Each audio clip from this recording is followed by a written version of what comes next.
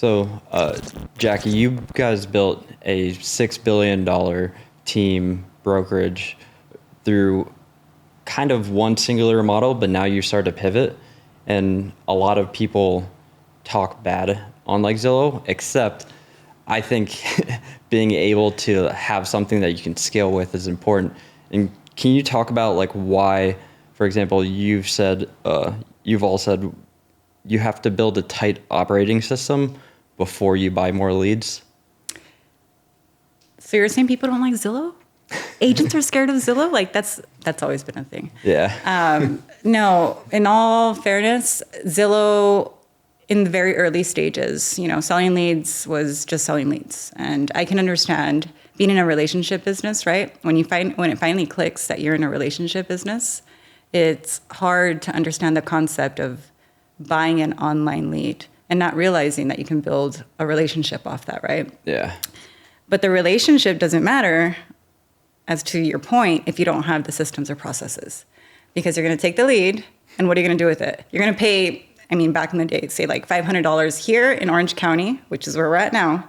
If you paid for leads, it would be over $2,000 for one connection. So you'd be throwing away $2,000 if you didn't have processes and systems to, number one, connect with the client, number two, stay in connection, and number three, drive the best experience possible, and then hopefully close with that client, leverage the book that you're developing to grow your SOI and relationship business.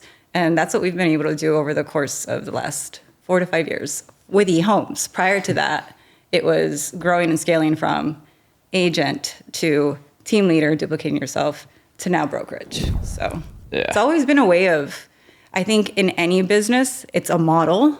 Yeah. But in real estate, for some reason, it's very hard to grasp. Yeah, it's interesting because I was talking about this with someone last night. It's like when you have a business model, it's a lot easier to scale something that's simple than having like multiple different business models. I don't know if you've ever heard the quote, like complexity fails. I just posted something like that. It was a Forbes quote, and it said, you need to have the simple systems. Complexity will fail you. And I wholeheartedly agree. It said you have to continue to prune. That was the ending of the quote. And I posted it because we're constantly pruning because we need to be laser focused. If you try to focus on everything, I truly believe that you're not going to accomplish that one thing that you can. And I know that because, like I told you, I have ADHD. So my brain is constantly everywhere. And I have to remember, like, focus on one thing. Because when you get that one thing done, it'll be done well. And you keep stacking. And it grows into what we have today. Yeah. And I don't know if you know, like HubSpot, the company, the founder, he says like CEOs and founders, like their job is to ruthlessly simplify the business. Yes. Yeah, because everyone has a vision, right? And as the leader of the company, like my job is to listen. And that gets hard sometimes because you have so many different voices at the company as you grow.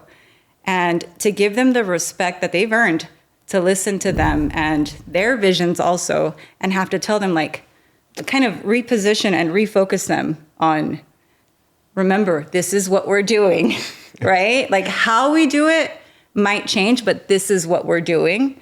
And I think really fine-tuning that vision and driving it every single day is one of the hardest jobs. And that's why I'm so grateful also for Elmer, because having that conversation over and over to like refocus people, it gets a little tiring, but at the end of the day, I think they all come back to why they're at eHomes and what we're doing at eHomes. Once you really paint, I call it zooming out, because when you're in a moment and you're maybe trying to solve a problem, you're very hyper focused on like what you're doing at that time. And you have to pause or get the person to pause, zoom out. Hey, this is the big picture. Remember the big picture and how we're getting there. We can't deviate from this, right? Everyone has ideas and plans, and it's our job to make sure that they all align with the big picture. Yeah. And as a CEO, it's like you have to constantly like reiterate. It's like, hey, this is what the mission, the vision are. Yeah. We have to keep going in this direction. Can't go that way. Right. And I think in real estate, a lot of people think it is complex or they think it is hard. And this is where I struggle with like sharing a story, right? Because my story is really simple. I call it consistency and persistency. Like I show up every day and when I was an agent, it was your money-making activities, your prospecting, right? To close a deal. You knew what you had to do to get to a prospect, to get to a lead, to get to a prospect, to get to someone that was actually shopping, your funnel, right? You knew your funnel metrics, and then to get to a closing. Now, in the role that I'm in, it's the same thing. It's showing up every day consistently. Like there's nothing special. It's really simple to show up, and the complex part lies with not buying into the bells and whistles the shiny bells and whistles that are everywhere, right? Yeah. And as we focus, like you said, with Zillow or our online business, very hyper focus on that, but also our expansion, which we already knew down the road was going to happen, was building off of that book and just driving the best consumer experience to sell homes. Like we're not doing anything but selling homes. Nowadays, people want to be, and I'm sorry if I'm going on a rant here, but nowadays people want to be Instagram stars, TikTok stars, and they get into all these different things. And it's like, you have one job. Find someone who wants to buy or sell a home and drive the best experience. And I guarantee you will build your book, get referrals, close more deals. Yeah. To always bring it back to like, you can get business like this way, but it's like, this is the core role of the agent is buying and selling your homes. Right. We're out there having conversations, right? And we think we're networking. When really, people really need to think and look back. Are you networking or are you partying? Like, are you asking for business? Are you out there talking about business? Are you putting those people in your CRM? We're talking about systems and processes. If you put them in your CRM, do you have a plan to stay in touch with them and ask for more business? Like, this is a business. This is actual, like, how simple it can be. And kind of talking about that, like the simple, like looking at the business as a business, people don't always look at real estate as kind of like a business owner. And some of these numbers might be wrong, but or old.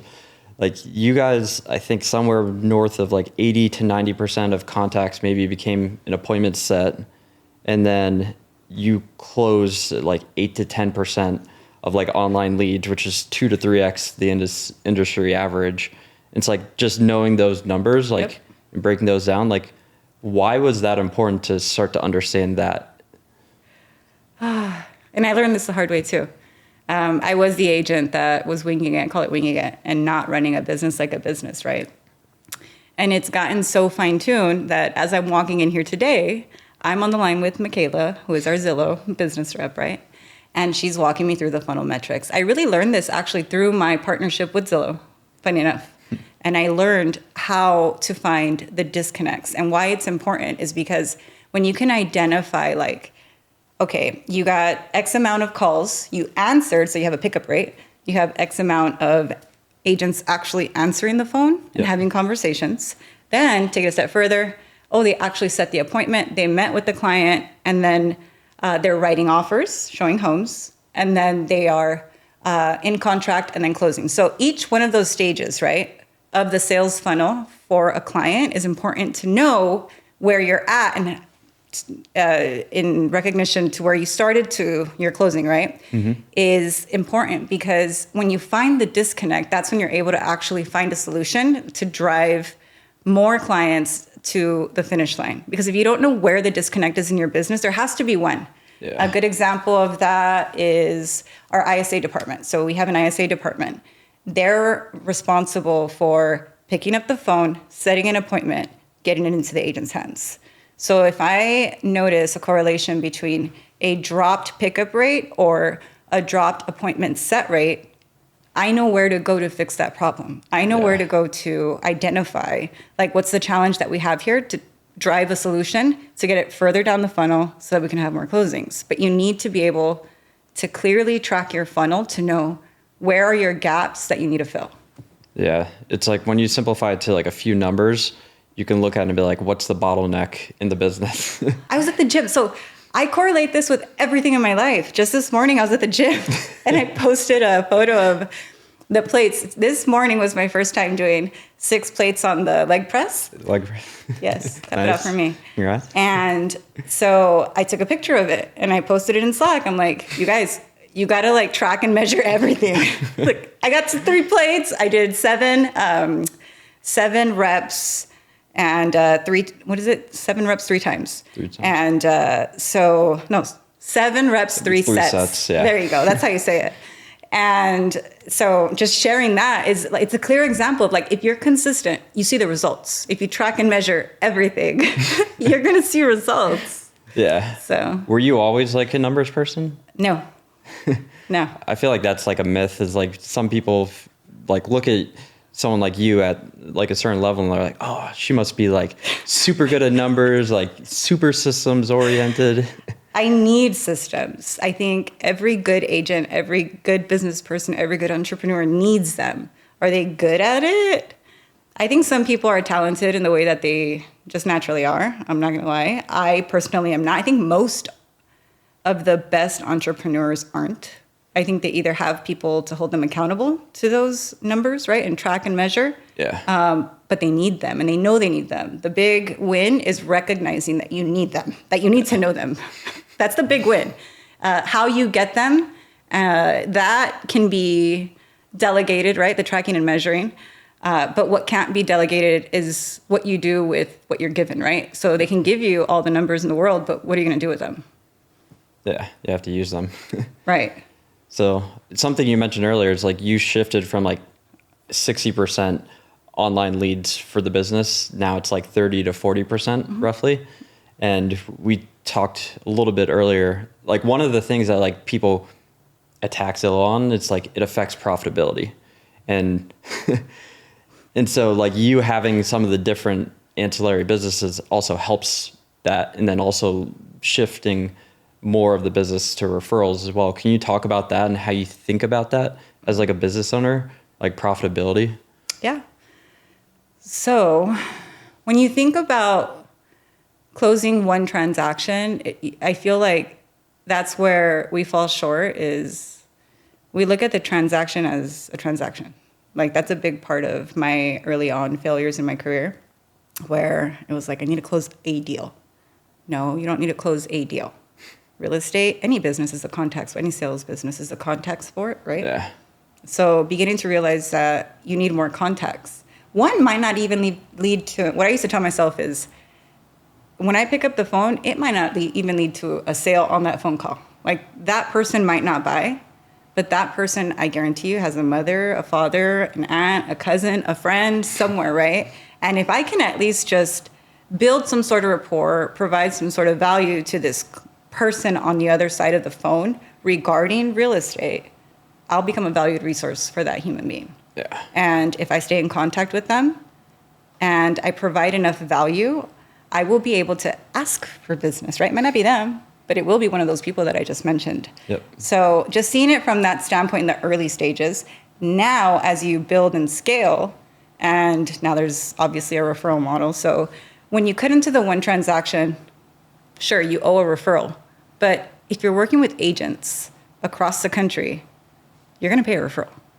Yep. And if you're building a referral business with other agents, you're paying the same fee, right? Why not increase that number to a guaranteed number, where I'm working with Zillow and getting a guaranteed number of contacts a month?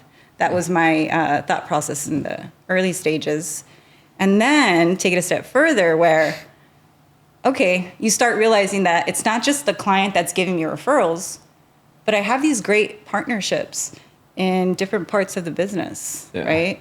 Not just do I have great partnerships, but I have the ability to also start my own escrow company, right? I'm a broker now. Yep. So we developed our own escrow company, Autumn Sky. Escrow was born as a broker-owned escrow, slowly grew to an independent escrow, capitalizing off that. That not just adds more revenue, but that also helps you drive a better consumer experience, Yep. which all ties down to more units, Yep. more money in your pocket, right? So again, it feels very complex, but it's not. Yeah. And I would love to talk about like the expansion and having multiple like businesses, but I was curious, do you track like potentially like lifetime value or like average number of deals? Because I imagine at your scale, if you're just increase like 1.5 to 2.5, that's massive, like amount of deals per client. Per client. So I love that you asked that, because I'm going to be completely honest and I'm going to say no. I'm going to say that we just started doing that late last year with a company called Sisu. Oh, nice. So I don't know if you've heard of Sisu. Yeah, familiar. Yeah. So we started tracking and measuring everything just 3 years ago. And in doing that at the company, and when I say that, it's because we're talking ancillary services, where the business is going and whatnot, and then lifetime value. So that's all tracked within Sisu. And data integrity has always been a thing, because getting agents to really provide the correct data, like maybe lead source, right? So if someone says, hey, this was a Zillow client, or hey, this was a Sphere client, that messes with the data. So getting data integrity down to a science, taking that in-house, and we've had to hire people for that, VAs. We just got on with VAs last year, and VAs are handling most of the data entry so that we can have the clean data. So yes, we have it. Would I trust the number? I wouldn't trust the number. I can give you like an average, right? Yeah. But I like to have... You're still building the data. Right. I feel like data is irrelevant if it's not correct. Yeah. Right? Like if it's not right, why are you going to tell me what the number is? Yeah, it's kind of hard to do anything if you don't know if like this is 100% correct. Right. It makes a lot of sense. Right. So I was curious as well, like kind of talking a little bit about that, like the Zillow side, like all of that, like online leads, like lead generation, that's client acquisition. But in order to like be able to fulfill on that, it's like you also need the talent, the team, like, and you start to look at the business a lot differently when there's kind of two lanes and you're like, oh, we need client acquisition and talent acquisition.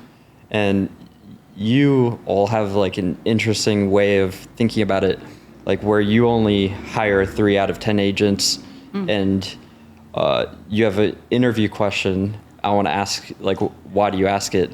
You say, are you comfortable with change? Oh, that's a good one. Where'd you get this from? That's so good. Yeah, no, I do. We ask that because you have to love change at eHomes. Like our industry is constantly evolving. And if we need to, say, change a product, a tech product that we're using, for example, our CRM, we had, what did we have before? Sync, before we moved over to Follow Up Boss, right? And that was a big shift. Our transaction coordinators, I'm just giving you examples. We had SkySlope, and then we recently moved over to Dot Loop. And, you know, change, especially for agents, it's hard. It's hard. I mean, for all humans, change is hard. And we believe that, like, we want to be upfront. We want to be transparent. And saying no to the agents that don't like change is okay. Because if we say yes to agents that aren't clearly aligned with the way that this company is going to be run, then we're both setting ourselves up for failure. And I wouldn't want that for the other person, and I wouldn't want that for the company. So. Yeah. But there's an interesting battle between, like, for example, we talked about earlier, like simplify, stick to like the vision, mission, like have the path, but then you also have to be willing to change. It's like being able to like play with both at the same time. You know the what, right? The what doesn't change where you want to get to. It's the how. Like that can change. The plan can change. The goal doesn't change. That's good. Good way to think about it. I watch a lot of podcasts. Same. And the other thing that was interesting is like, so you have a model for the business. You do not mold people into the team to fit that model. You find the people that will fit your model. And why is that important when recruiting? Well, because it's very specific and we're so laser focused on what we want to accomplish. I always say like what we're going to do has to do a lot with also what we're not going to do. As a matter of fact, I swear on the way over, it's so funny. Were you in my head on the way over here? Because on the way over here, I was thinking, we have core values written on our walls, right? Which are great. But people don't know exactly what we don't want, right? Yeah. And I was considering, like, should we have we're not wall? This is what we're not, right? Like, we're not assholes. Oh, sorry. I don't know if you can say you're fine. We're not assholes. You know, we do good business. We're ethical. We drive great customer, whatever. And when you're talking to me about hiring, it's just, we have to be clear. We have to be clear with this is who we are, because skill you can always teach. We both know that. You can teach skill, but what you can't teach is like who a person is and what the expectations are in any partnership, whether that be in business or your personal life. Like, for example, I have a personal relationship with my business partner, and we treat both the same. It's Clear expectations up front. This is who I am. This is who we are. This is what we want to accomplish. And this is how we're doing it now. It can change, but at the end of the day, this is what we want to accomplish together, right? Yeah. Are you in or are you out? No, it's just interesting because like you said earlier that he wants to be like build this big thing, number one. You're like, you want to build something that was like super local to Chino. Yeah, really like homegrown, that small boutique feel where everyone. So growing up, there's this show, you're probably too young to know, it's called Cheers. And it's a show about a restaurant, or I think it's a bar, really, a bar restaurant, but everyone knows your name at Cheers. That's the thing. And I think it's really important. Most of we talk about listening to podcasts and these like great leaders, they know everyone's name at their company. Like I already have a disadvantage because I have ADHD and my memory sucks. Can you imagine? Like I get anxiety. I want everyone to feel special because it's an honor if they trust us with the vision and where we're headed and they decide to work alongside us to build this together, right? Yeah. How do you like test people in or out for culture throughout the interview process to make sure they're one of the 3 out of 10 that you want to bring onto the team? So the interview process, the way that it is structured now is threefold. So their first meeting with our recruiter, he's like the face of the company. And he's our culture champion. So he knows the ins and outs of our expectations, not just for culture, but the business that we're trying to drive, right? Yeah. And so his name is Daniel, by the way. So what Daniel does is he's like the first wall of defense, particularly with culture, because he's not very involved with sales. And he decides, okay, great culture fit.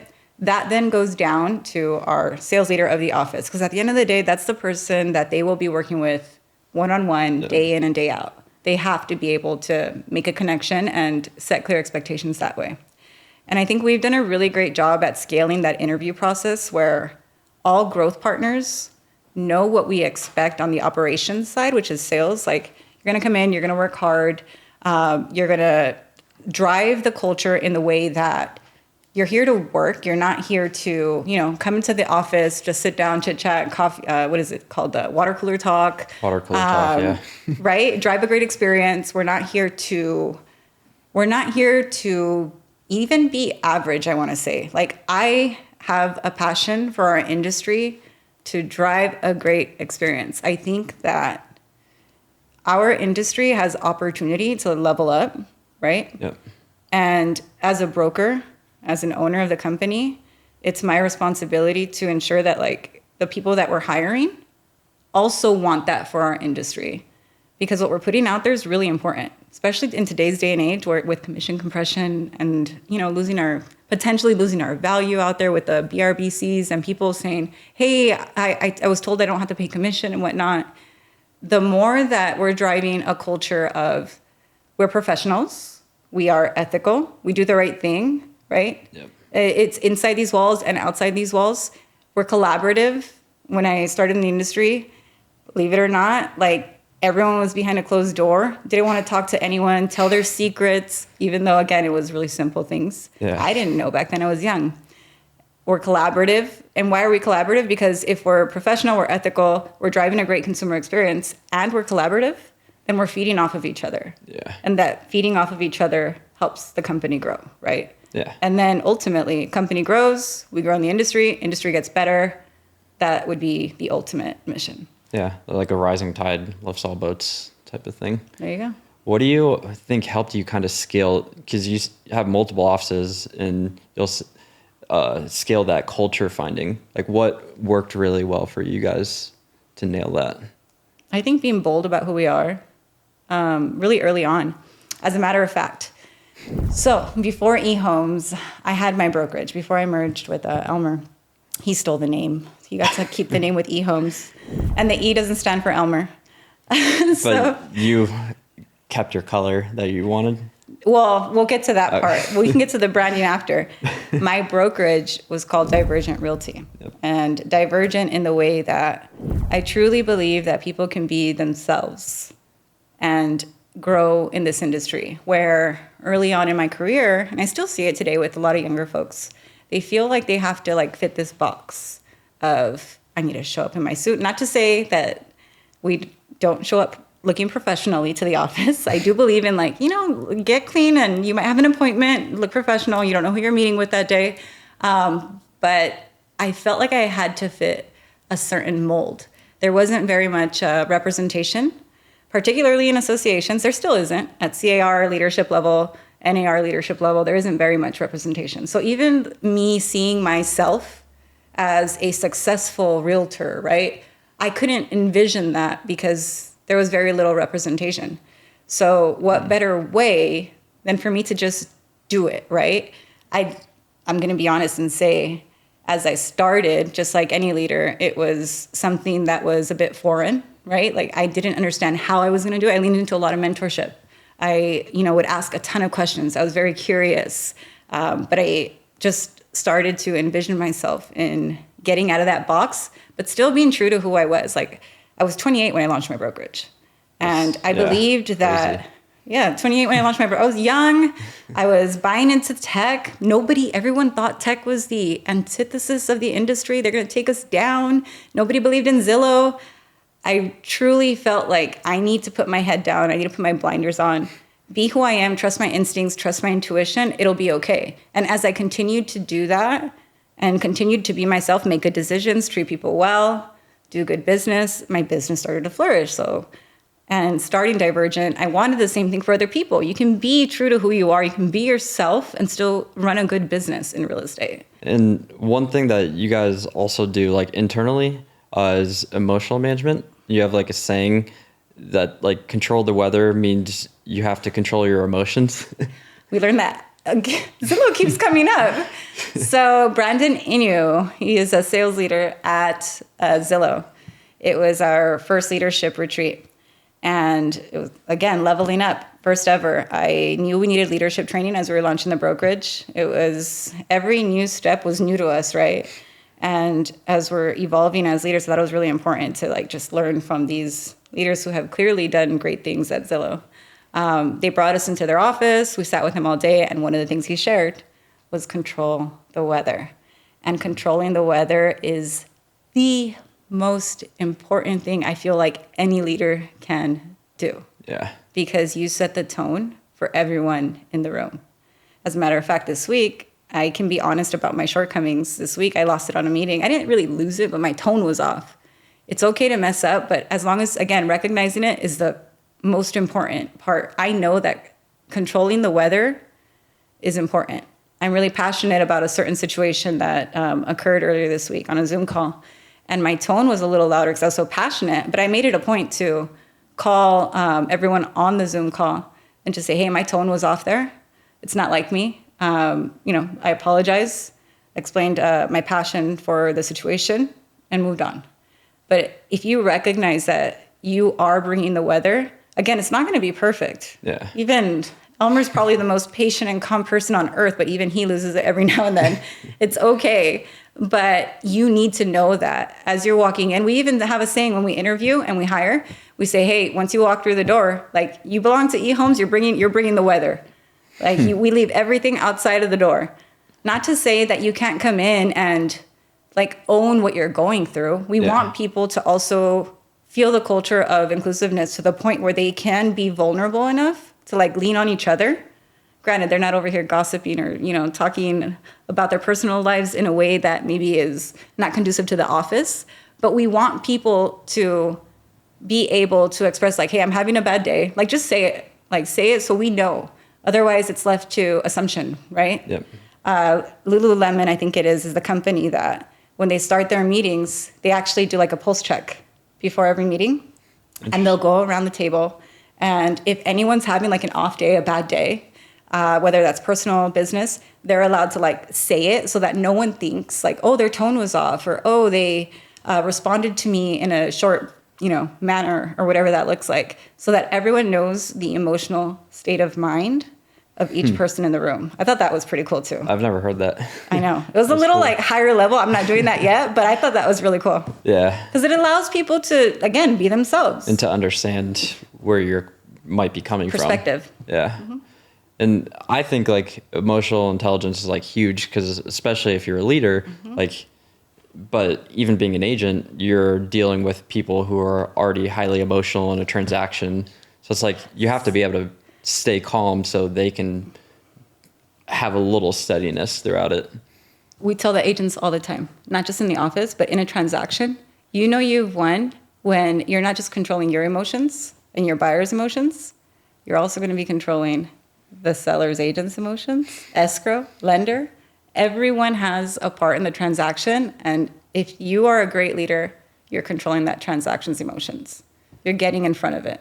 You also know how to play on them. Like, hey, if there's a great moment and we're on a high, what are you doing? You're asking for a review because they're so happy, right? So what do you think it took for you to start to learn how to like control the weather? That's a good question. But I don't even think I know today. I just think it's a constant evolving, like it's a constant job. Little by little, I feel like I'm getting a lot more robotic, which I'm also not a fan of. I enjoy having and I direct report more to our leadership team. So when I'm there in our meetings, like it was the Lululemon situation, I want to be able to be just as vulnerable because when I do that, I give them the ability to do that, right? Yeah. But for the most part, 99% of the time, it's just a matter of holding it in at the moment, giving it some time, some space, like acknowledging that it's there, whatever it is that is going on, because controlling the weather is maybe I have a situation going on this morning. I won't say exactly what's going on, but an agent and a leader are not having the best experience at the moment. And I'm getting calls from both of them, right? And I'm trying to get here. And I have to control those two, which I did, calm the weather for both of them, told them we'll address it later. And when I meet with them later, my job, again, is going to be that neutral space. You have to be neutral. Because at the end of the day, another thing I say is they're not relying on me. I kind of separate myself from the role where if they come to me as the broker, the CEO, the owner, they're coming to the owner, the broker, the CEO. I don't even say like that's me. I look at it as a role that how does it best serve everyone that needs it, whether it be the agent or the sales leader. And when I'm meeting with them, I kind of put that hat on, like what would I want from them or what would I need from them in that moment, right? And it's never, oh, I need them to be emotional with me or I need them to be angry with me or passionate about something, right? It's always, I just need a sounding voice, right? Or I just need them to listen or whatever it looks like. So a lot of times I can also ask like, hey, am I listening right now? Are you asking for advice? What's going on? Level of transparency, candor also. Like if they're bringing me something, there's an expectation. A lot of people won't talk to me about everything because they know that it has to be transparent, constructive, productive. Like if they're coming to me with just a flat out complaint just to complain without a solution, without something with substance, it's not going to go very far with me. I still remain very neutral in the moment. Like I'll hear it out, Yep. but there's not much they can get out of me. Yeah. I'm not going to sit there and complain with them. Yeah. It's, Controlling the weather is just like the most important thing, whether it's good, whether it's bad. That's another thing is when it's good, realizing that even in those moments, like don't get ahead of yourself. Don't get ahead of yourself. Stay humble. Yes, you want to celebrate the wins for them. But staying neutral even in those moments is also really important. Recognizing when to celebrate, when not to celebrate. yeah, there's a book, The Hard Thing About Hard Things by Ben Horowitz. He's one of the founders of A16Z. There's like one of the biggest like tech like capital. I think they control somewhere north of like 20 to 30% of all capital that has been moved into companies. They have a huge market share. Okay. And something that they talk about is a CEO in good times has to bring people back and be like, hey, it's not always going to be this good. And then in bad times, they have to be the good. Like, it's like you have to be able to go against the wind. Yep. And that's very tough sometimes because that doesn't always get received well on the other side. Yeah. A lot of times it's also just controlling the narrative because getting in front of the stories that are being told in these people's heads, whether it's to the agents, whether it's to a client, being proactive in that way is also helping setting the tone and bringing the weather, right? Because anything can happen, and it could be the slightest, whether it be, let's take this morning, for example. Let's take this morning, for example. Tone was off with someone, probably just having a bad day on the other side, right?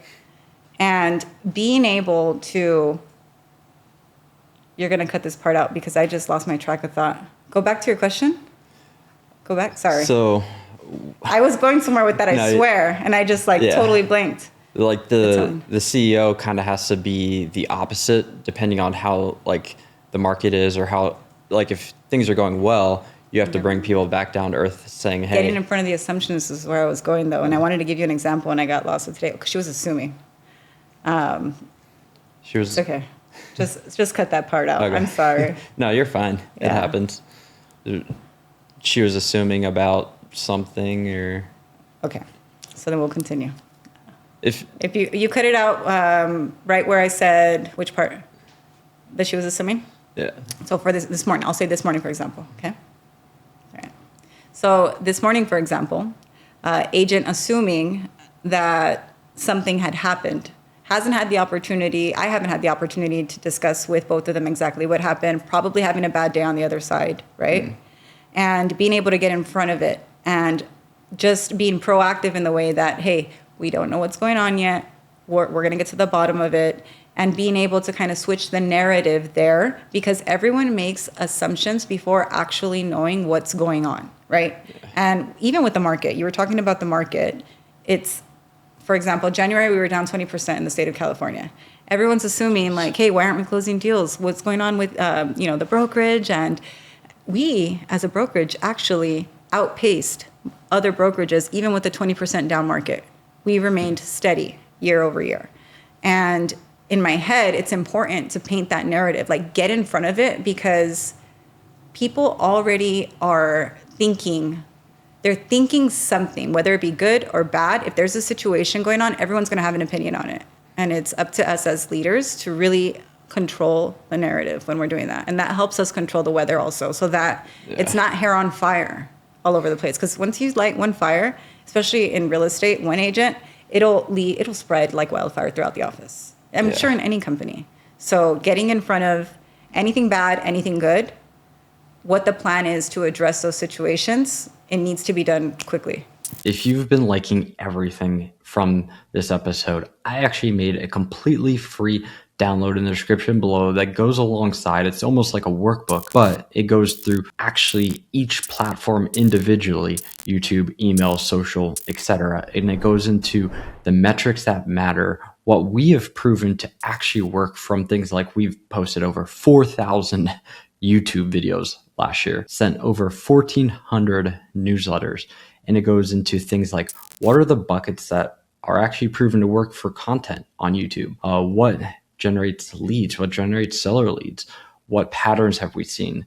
And it goes on email. What gets the highest open rate? What gets the most click? And then I go into the trends, the things that you need to stay on top of, as well as the core principles that really matter on the platform.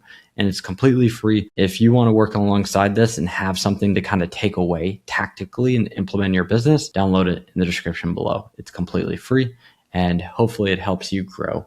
You watch a lot of podcasts, you have mentors, so like you're constantly learning. And I'm sure there's things that you had to learn to go from starting a brokerage to now having a huge operation. Like, what was some of the hardest lessons that you had to learn as a leader? I'm still learning them. I am still learning all the lessons. I think especially the best leaders, you got to realize that you're like never going to stop learning the lessons. The biggest lesson I've learned as a leader is that you have to look forward to the failures, is what I'm going to say. And where that comes from is, what people don't recognize about leadership and success is that success isn't possible without failure. I think it took a really big mind shift in my head to say, I need to try this, even if it fails, like change my perspective on failure. Because as I mentioned earlier, with an industry that is ever evolving, trying and testing new things has to be a way of life, and not everything is going to work. But if you're not at the forefront, you're not a leader. Yeah. Being at the forefront means not knowing, right? Like you don't know what's going to happen next. And so you're constantly testing. You're probably constantly falling on your face, and you got to be okay with it. Like the more failures you go through, just like in sales, I used to say, the more no's I go through, I'll finally get a yes, right? The same thing in leadership. And in an evolving industry, going through different systems, processes, staying in front of the industry with the market and where it's at, and different partnerships and different lead sources and different sales techniques, or maybe even opening offices in different regions. Like you have to try the things, try, keep trying, keep taking steps. I think doing the things before even being 100% knowing is leadership also, because a lot of times I'm in rooms with people that are talking about doing things, but they're not doing things. Yeah. Does that make sense? It makes sense. Action over talking wins all day long, and being focused and being okay with being comfortable with it, like living with it, saying, hey, this might not work, but we have to try it. Like the pruning part too. Yeah. Like you just have to keep evolving. I was curious, like, was there like a failure that maybe in the moment seemed really bad, but looking back, it's actually turned out to be good? Zillow. Since we're here because of Zillow, we could say Zillow. The first time I partnered with Zillow, I didn't understand that I was really driving a consumer experience and in a partnership. I treated it like a lead source. I treated it like they're just connecting me with a client and that's it. Little did I know, this company, this is where I really learned the definition of partnership, but this company is pouring into the industry. They want to get better, not just for us, but for consumers. And we're truly aligned with like what we want to build and what we want to drive in the industry. So I think that failure early on has led to, number one, the success of the partnership, but also the success to the relationships that I have all over the industry now. So it started there, and recognizing that these big tech companies can actually be true partners and want more for the industry, for the consumer, for agents, for everyone involved. That was a big mind shift for me as well. But that failure early on led to a deep conversation with my rep at the time, and he was like coaching me through it, and I was like, you're just trying to sell me leads. Like, what's going on here? And that's where it like little by little started to now being on the agent advisory board at Zillow. It's crazy. Like that evolution is like, it's proof that the way your mind shifts, right? The way your mind shifts over time and how it can evolve is really, really powerful if you'll lean into it. If you'll like actually be curious about these things. And I think also being curious and comfortable with failure has just been the biggest key to anything that I've accomplished. What was that failure, Zillow? So one of the biggest failures, and not just one, but I'll say potentially even two, but I'm going to just lean on one, is hiring for our leadership team. So learning how to hire for leadership and really building leaders. My biggest failure came in with not realizing what we need as a leader. So I hired someone that wasn't truly bought in. They weren't, and not I, we, when I say we hired them at eHomes. And our leadership team is pretty much a gap, right? So there's Elmer, myself, and we have a pretty flat leadership team. So I could even call it, they're aligned with us. And then it's the agents, but they're more agent facing, right? Yeah. And in making the leadership hire, I knew, like I didn't trust my intuition. So maybe that's the failure. But I think I knew back then. And this is where I learned about asking that question about culture fit and really holding true and being bold about who we are. This was where the lesson was learned, because I made the hire knowing that they're not truly bought into what we want to grow. They have their own vision for the company. You asked that question early on. Yeah. I made that mistake and I learned that lesson because of that situation. So as we're growing, they were actually with us for a while. But as we were growing, definitely wanted to basically run their own ship, not the what we call the eHomes way. And it was funny at the time, my business partner and now life partner was going through cancer. So I was alone in the role. And as this individual is leading at the company, kind of going rogue. And as much as I want to reel it in, I also have my life partner battling for his life. Yeah. And I have this office that needs to be run, right? So I had a lot going on at the time, and I feel like I sat with it for too long and I took too long to cut it. I needed to cut that a lot sooner than I did. And once we cut it, though, that's where I was like, we're never going to hire someone that isn't truly aligned with what we're building, that isn't bought into our systems, bought into the culture that we want to build, that is not bought into the mission even. I remember there was this hyper focus on we want these luxury clients. And it's like, no, we serve everyone from all walks of life here. And it's okay. I'm not saying it's wrong if an agent just wants to do luxury. Like, that's fine. But this is what we do at eHomes, right? I think everyone has their own walk. And if we hire someone in leadership that isn't truly aligned with what we're building, we will fail. Yeah. Letting go and like firing fast like a leader is tough because it's like it's a big decision to already bring them in. Like letting that go quickly in the team is yes can be a culture shock, and so it was, and I'm glad it happened. I'm glad it happened because it set the tone, and again we learned a lesson from it. Early on leaders, as an early leader in my career, I made a lot of failures, and that I feel like is the biggest one. It's who we hire on leadership is probably the most important, like vital piece of our company, because that's almost like duplicating Elmer and myself. Yeah. We have to speak the same language, and when we're not, there's a really big disconnect, and that's where things go sour. So I'm guessing your recruiting process for leadership is a lot different than just an agent. Yeah, it's just Elmer and I for leadership. Like, we are directly involved, having tons of conversations. One thing I've learned more recently is like having a bench and like giving people a peek of what leadership looks like at eHomes, right? So that just in case we always have, either elevating someone at the company or bringing someone in, but giving glimpses of it and like keeping people in our pockets will never put us in a position where we're just left with nothing, right? No options. So again, goes back to the relationships of we need to continue to treat everyone in the industry like a partner, not like an enemy. Because one day you might not need them, but one day you might partner with them. Yeah, it's kind of funny because the skills that you learn as an agent starts to transfer into as a leader. You're just doing that same skill, but with like hiring partnerships. Mm-hmm. It just looks a little bit different. Mm-hmm. Mm-hmm. What do you think has like helped you like transition into that role and like recruit leaders? And if someone wanted to start to bring in someone, like I think you guys call it like a growth partner. Mm-hmm. Like, how do they think through hiring that person? Well, we hire that person. A good example of anyone in our leadership is people that we have. I actually hired one of my mentors. One of my mentors that mentored me when I was a young agent is now my chief of compliance, Rochelle. And again, it was because I kept the relationship intact. She's held every hat in the industry also. But other than that, it's really identifying and networking also.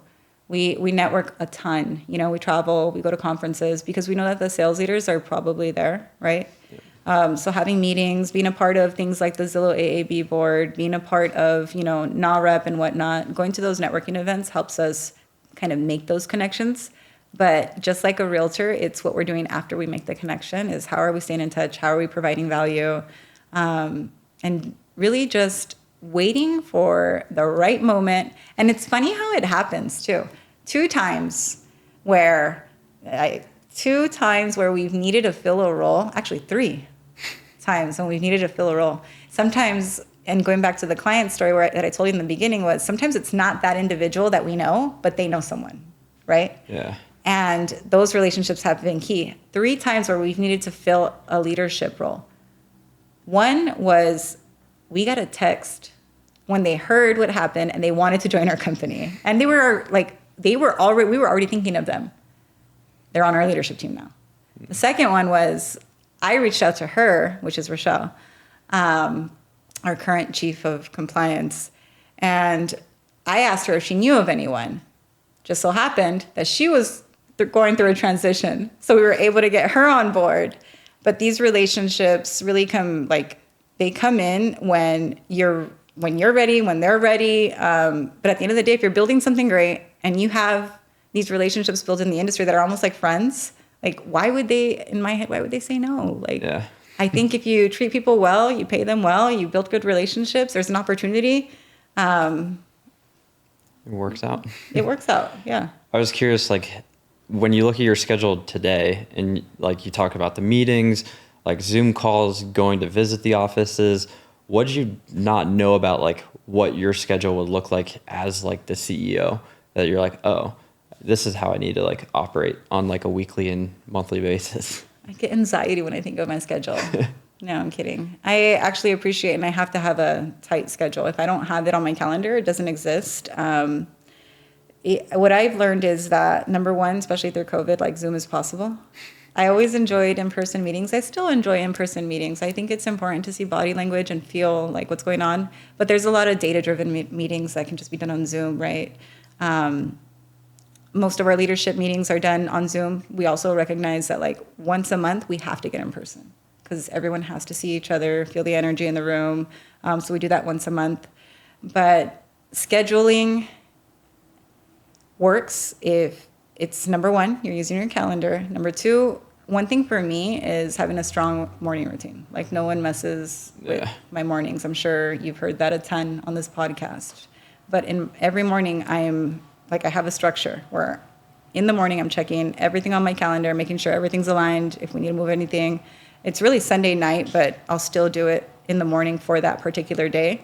And I've just learned that a company, especially with 5 different offices across Southern California, very far from each other, can be run. I mean, think about it. Look at Compass Rufkin. He's either on an airplane or on Zoom, going somewhere, right? Yep. If they can do it, why not us? So I do recognize, though, the agents want us in office. They want, particularly Elmer and myself, in the office more often than not. And growth partners even request it because presence is important. We make it a point to do like org-wide events where we'll all get together as an org. Those are really important. But for the most part, if we're going to grow and scale, we need to be able to do this without us, without physical presence. Because, and I've always said this, I never want agents or customers, like, you need to trust the company. You're not trusting Elmer and Jackie. You're trusting eHomes. If we build something great, it won't be us. People will fail people.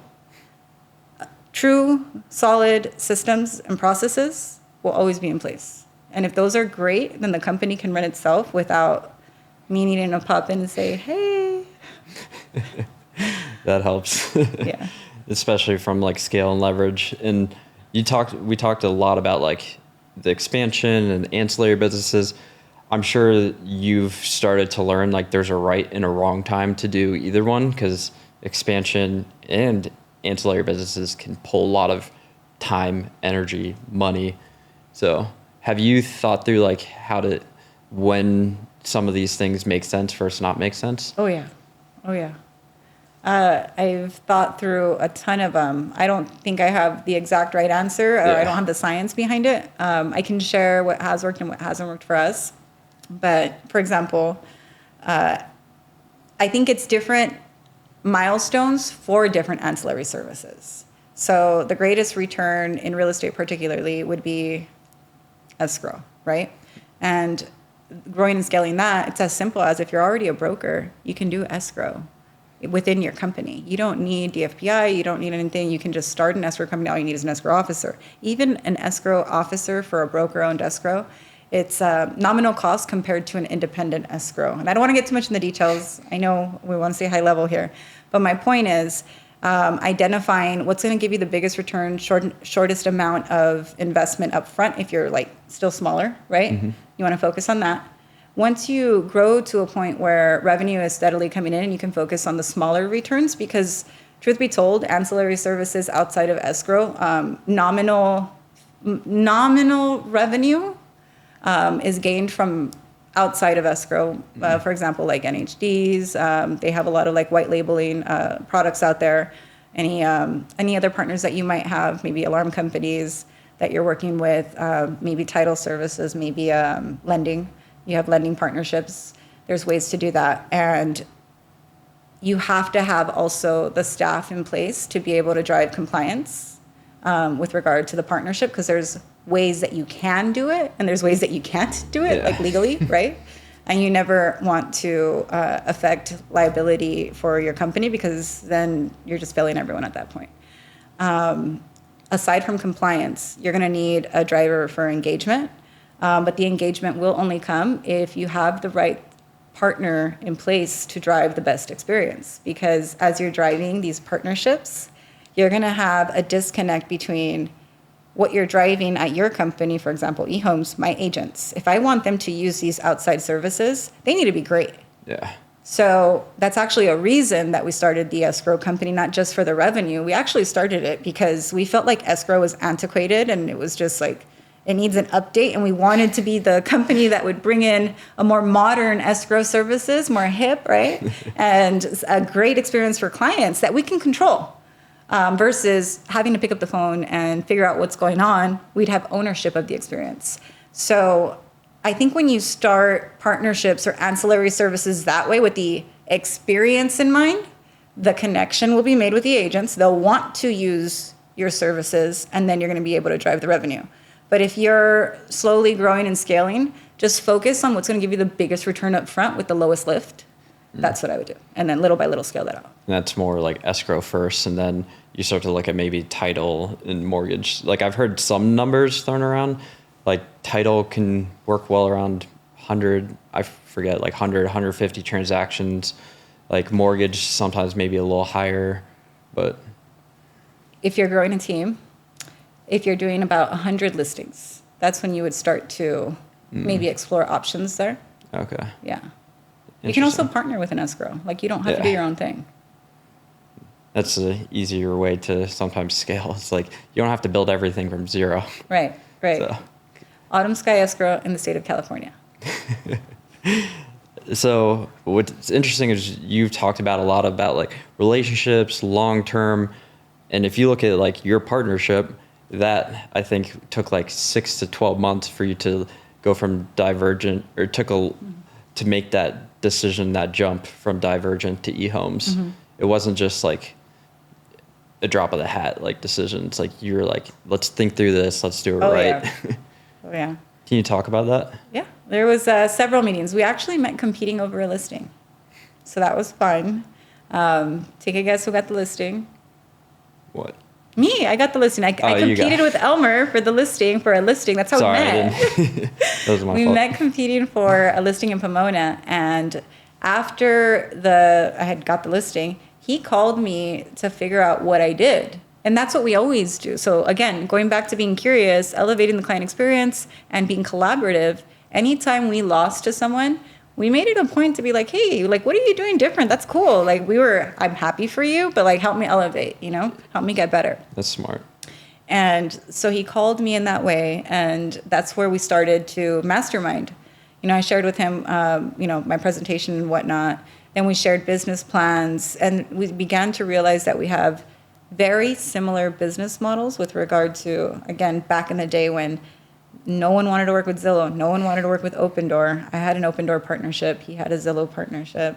And we were driving this opportunity for agents to drive a better consumer experience, also kind of duplicating ourselves, growing and scaling that way. Driving teams, but I was already a brokerage with a team model. We call it a teamridge. Teamridge. Yeah.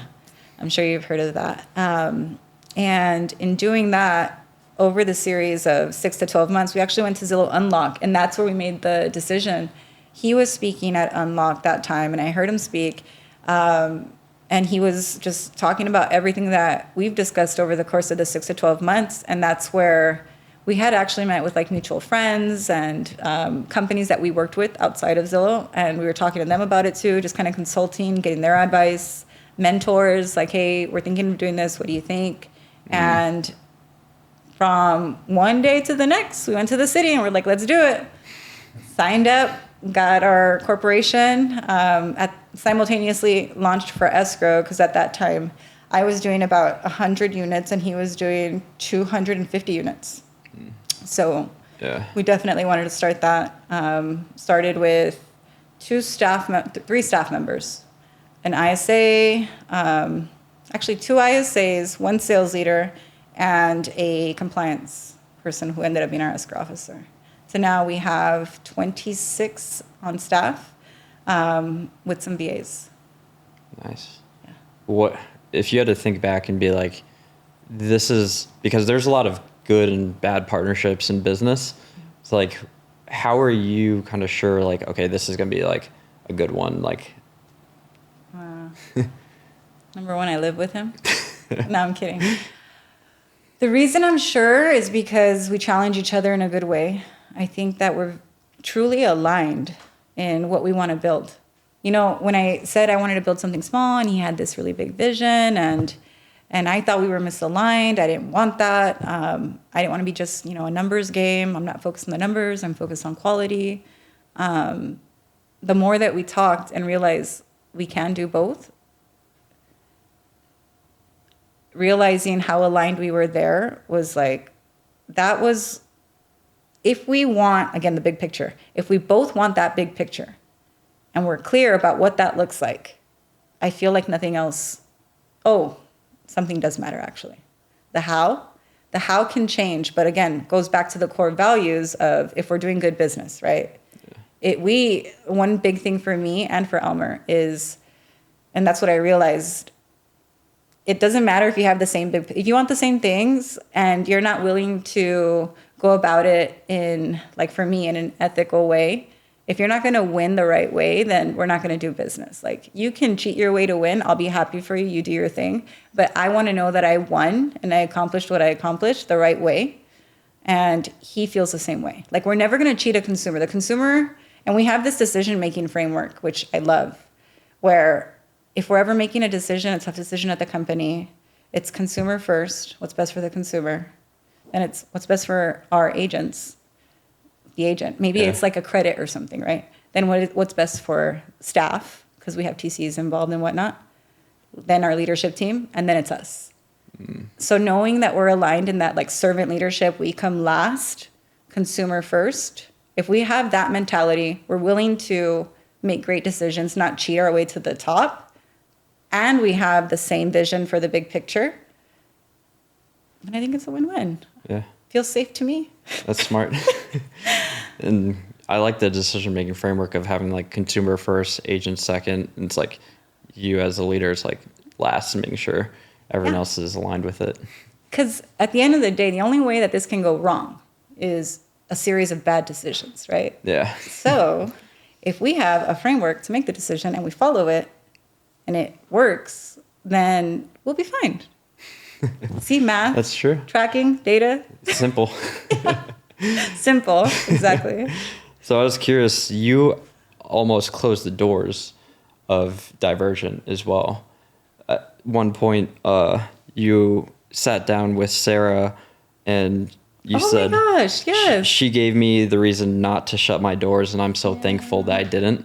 Can you talk about that? I was thinking about which time. I'm like, which time is he going to talk about? Because it was rough for a little while. That one is more of a personal story. I don't mind sharing it, but we can talk about it another time then. It's up to you if you want to hear. I really don't care. I was going through a transition in my life, personal transition, a divorce. Okay. And at the time, realizing that I needed to be full force production. I don't know if you want to hear the story, but I needed to put my head down and sell some homes. I didn't know if I wanted to continue in a leadership role and help the team, support the team in the way that they needed, while I knew that I needed to go out and sell homes, right? Yeah. She really encouraged me and reminded me of why I started in the first place. So I think you should share the story, because Sarah Sudachan has done this not just for me, but for so many people in the industry. And she always deserves a really big shout out to tell me, no, Jackie, you need to continue to do this, because you doing this, I promise, first of all, she just told me you're going to get through it. Again, she didn't know how, but she knew I was going to get through it. She knew that, like, determination, grit in me would get through it. And someone believing in you is more powerful than I feel like any data in the world. So Yeah. her doing that, huge. Put my head down, went to work, was able to sell homes. The way that I got through it really was honestly just a lot of emotional support. I feel like I needed to keep my head on straight, get back to the calendar. Again, very early on in my leadership career. So I can say that I wasn't really winging it so much because I had production down to somewhat of a science, but getting other people to kind of buy into the way that you have to do things to be successful, the leadership part in me. That's the part that I felt I would fail at because I didn't have the time or the bandwidth if I was going to sell homes. She walked me through how to do it. She connected me with individuals that helped come in and kind of offset some of that bandwidth that I needed. In support of Divergent at the time to help the agents with what they needed. And we got through it. That's awesome. Yeah. What you kind of mentioned, so I have to ask, like you said there was like a time you were also struggling. Was there like another potential time where you're worried and shutting the doors? When I was going to partner with Elmer, I think at that point I had considered getting just a corporate job. I did because That's interesting. Someone who's selling 100 homes and you're like, I'll just shut it. And the brokerage, well, because the brokerage was, it was doing okay. It was only, so I ran, when we're talking quality over quantity, I was pushing 100 homes with 4 agents. Like I was very, very small, but we were each holding our own weight, right? And in doing that though, again, it goes back to the bandwidth where this was kind of the same point with Sarah. And when she brought in those resources and I realized at that point that I think there's a lot of moments actually, but that one in particular was I wanted to focus on my kids at the time. I really did. And I wanted just like a corporate job, a 9 to 5. Like I didn't want the hustle that was necessary to build. I think you're going to scratch that part because you're going to make me cry. But yeah. What changed? What changed? What changed in me? Actually, the same thing was realizing that I couldn't go back to corporate, or not even back to corporate, but I couldn't start a corporate because then I would be teaching my kids to give up. And I didn't want to do that. So I just went back to, I'm going to do this until I absolutely can't. It was hard, especially being an early entrepreneur. Like in your early days, I feel like you're constantly thinking about giving up. I still remember not just Sarah, I remember calling Sharon Srivatsa. Yeah. He's out here in Orange County. I called him crying one night. I was like, I have like no prospects. And I mean, you're still doing 100 deals a year, but I had no prospects that month, right? Like I was so zoomed in. I was so zoomed in versus being zoomed out, like I always say, right? Yeah. And I was like, I don't know where my next deal is going to come from. The team has the leads and they're throwing them away and I can't get them to convert. And I just, so many times where I wanted to give up because I felt like I couldn't lead at the time, right? Like I felt like I couldn't get anyone to understand what it takes.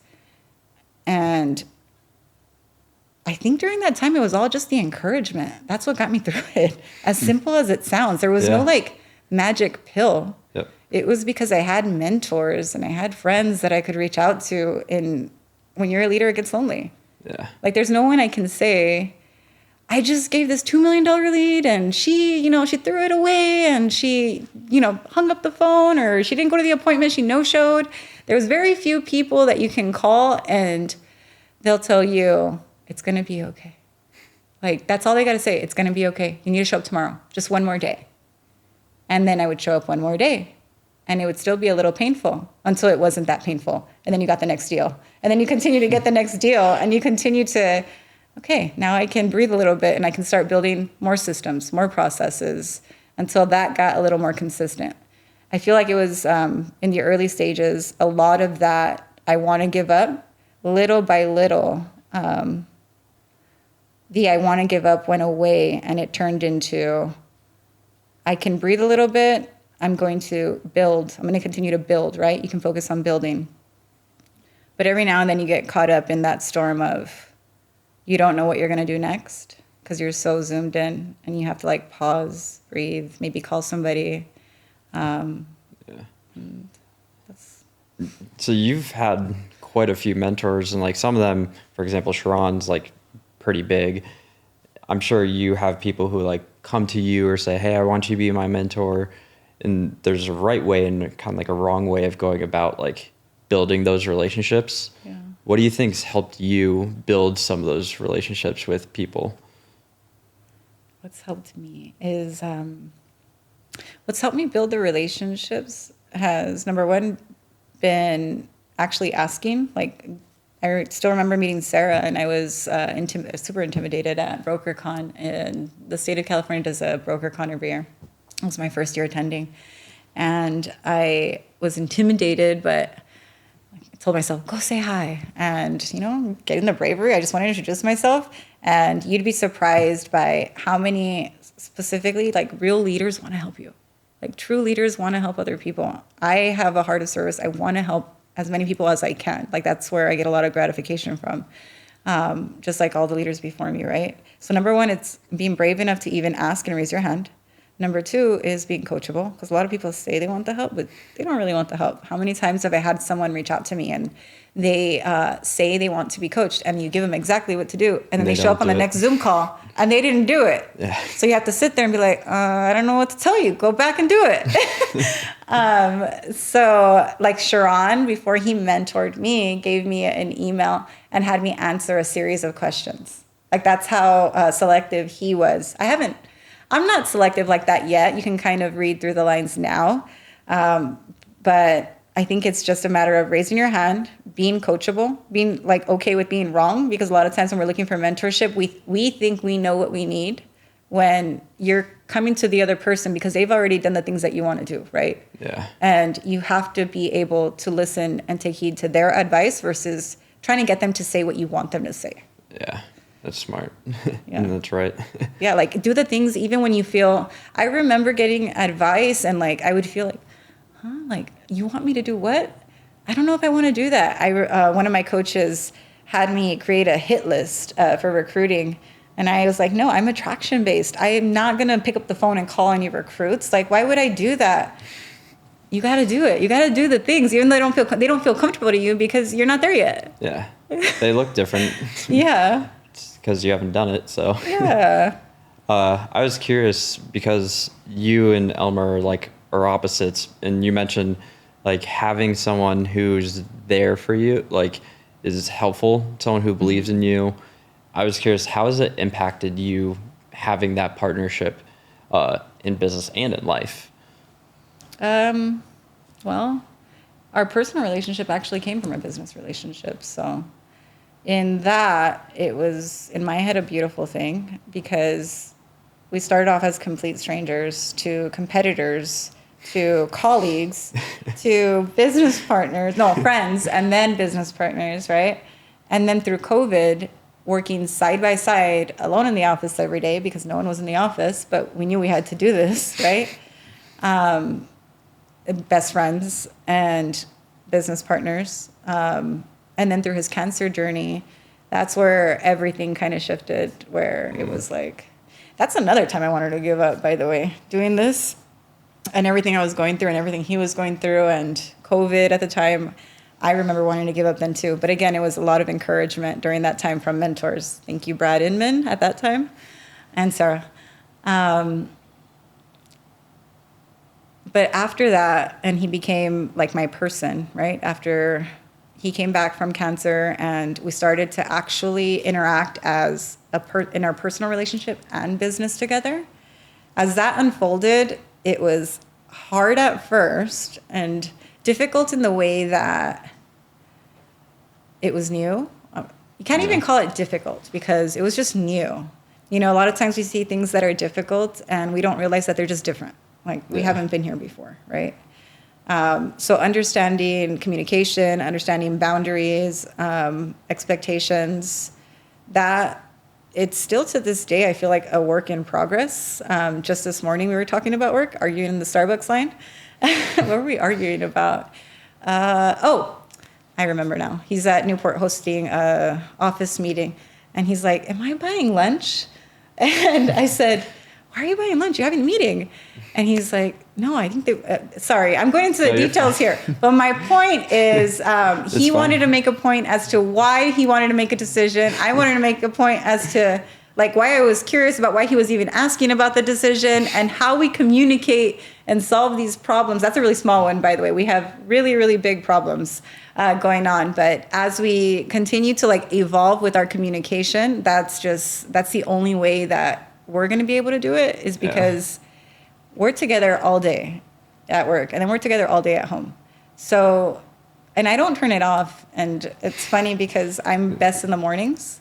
So he hates when I talk about work in the mornings. And that's probably why this morning happened at Starbucks.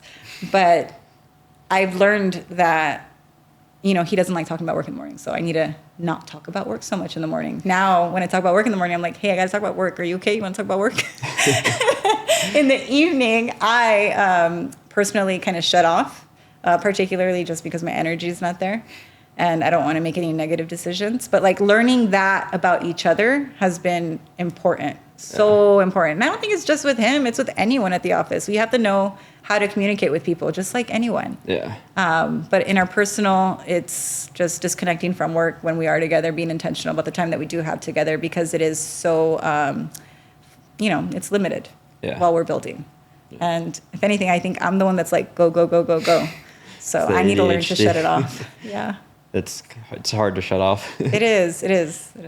So I'm curious, like when you look at everything that you guys have built, what is it when you kind of look at the future, you look at the industry, you look at like your business, like what are you all trying to build with what you're doing? We're trying to build not just a team rich, but we really are, number one is we want to be the number one independent brokerage within the next 5 years in the state of California. And we want to build with quality people. So remember when I say getting big but staying small? Yeah. I mean that in the way that if we're going to protect our culture, we're going to hire good agents that are doing good business, that are actually working. We don't want our offices to be filled with like empty desks and just hanging their license with us. We want to build a culture of sales. It's not about the amount of homes is important with correlation to the number one brokerage in the state of California. But what is most important is our productivity per agent. Like we need good agents doing good business, and that's what's going to make us number one. Like I want to be number one in the state of California with the smallest amount of agents. I don't want to have a ton of agents that are just hanging their licenses at eHomes.